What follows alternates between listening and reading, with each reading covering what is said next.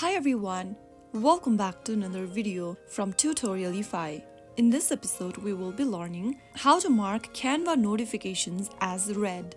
To mark notifications as read in Canva, launch open your Canva application on your mobile device and then make sure that you are logged into your account as well.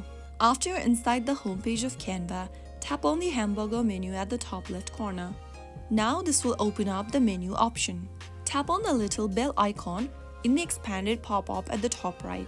This will bring up the notification section where you will be able to see all of your notifications.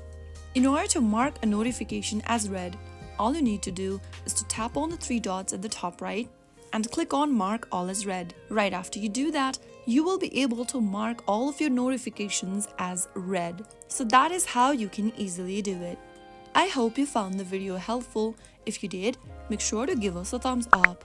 Don't forget to subscribe to Tutorialify for more Canva tutorials. I will see you again in the next episode. Thanks for watching.